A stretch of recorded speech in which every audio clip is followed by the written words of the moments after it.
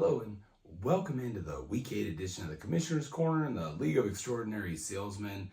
The 49ers looked lost on offense, losing to the Texans 26-15, while the Jets get their first win of the season in dramatic fashion.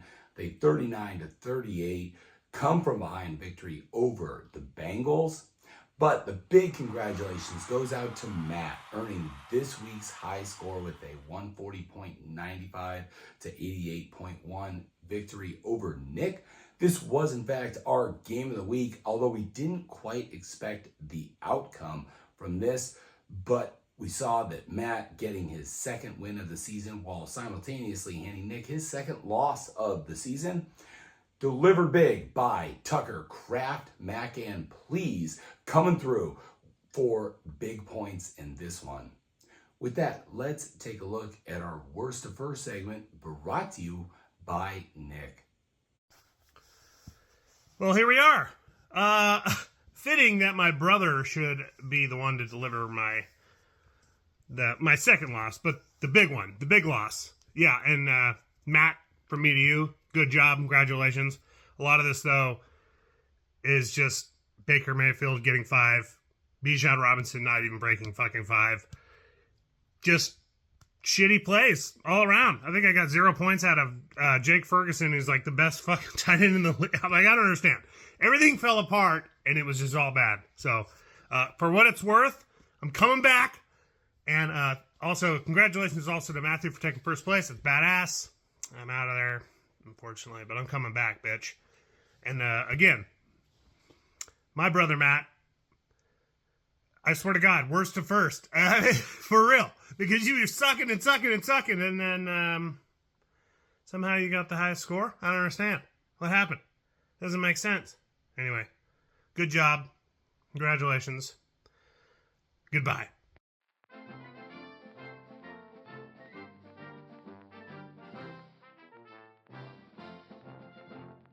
Nick giving us quite the word salad on that one.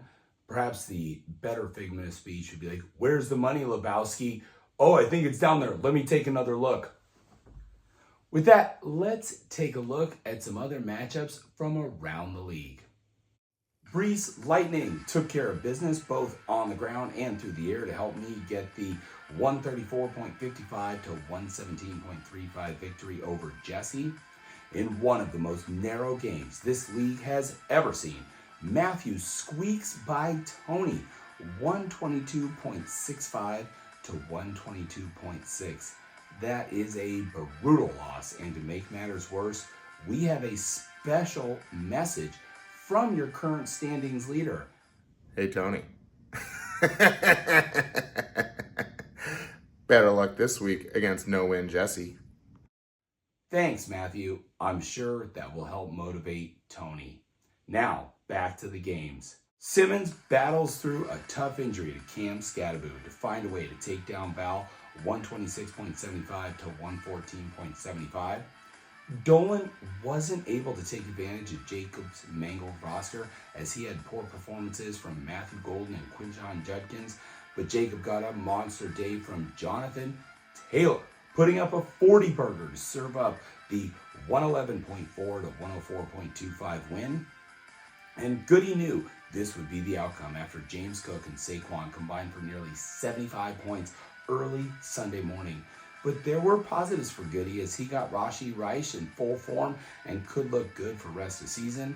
However, in the end, Jeff gets the 136 to 108.45 victory. Hey guys, another great week for some of us. Again, I shit the bed, so that's super awesome. I beat Simmons in the wrong league, so I'm slowly tanking, kind of like Nick. He rode high for a bit, but now between Jeff, Matthew's killing everybody. Can't wait for that matchup this week. That'll probably be another shit in the bed too. Jesse finally changing his name. Could have been a little funnier. You should have spelled needing with a K. And a lot of CUM jokes, but I'm nervous about where this leaves me for playoff standings. Congrats to Matt too for killing it again. But anyway, it's time for your Sitter Sub of the Week segment. The Sit of the Week goes to Joseph, where he played third string running back Rashard Smith over touchdown thief Kareem Hunt. This wouldn't have changed the outcome, one, as Joseph already got the win, but that 17.5 point difference would have been enough to give him the weekly high score over Matt. And the Sub of the Week goes to Tony with that waiver wire pickup of Samaje Perine. He was able to get a much needed 17.4 points off that trash heap to put him in a position to win. However, he still comes up just a bit short against Matthew. Well, this has been unofficially brought to you by Beach at Deli Midtown, where aloha is served daily. Looking ahead to next week, Jacob looking to ride Jonathan Taylor and hoping Lamar can finally come back from injury.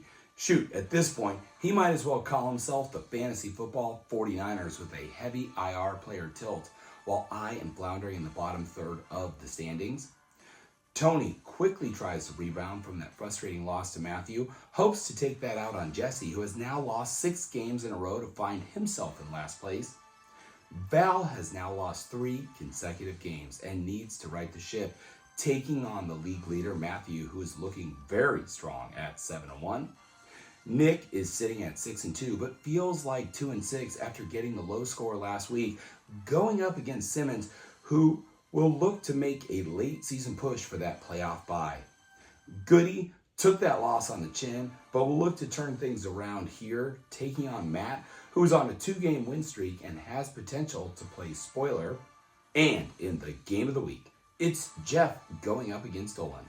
Both teams are 5-3 and in prime position to make the playoffs. Jeff hopes that James Cook can carry the load while Saquon is on a bye, while Dolan gets Kyron Williams, and after that $69 fab dump, Tyrone Tracy to hopefully deliver a win here. So as we wrap up week 8 and look ahead to week 9, not a great slate of games. The Ravens take on the Dolphins on Thursday night, Amazon Prime. The 49ers will take on the Giants at MetLife Stadium. We all know that turf is dangerous. Fortunately, at this point, Warner and Bosa already out. Followed up by the Sea Chickens and the Commanders on Sunday Night Football. And then the Arizona Cardinals and Dallas Cowboys on Monday night. So not a great slate of games this week. However, there is a notable event. Obviously, Halloween on Friday. Hopefully, you all have a wonderful time trick-or-treating with your families, handing out candy, scaring people, just enjoying all that Halloween fun can be, especially with all of our young kids this time of year. Wishing you all a very fun and safe and happy Halloween. Commissioner out.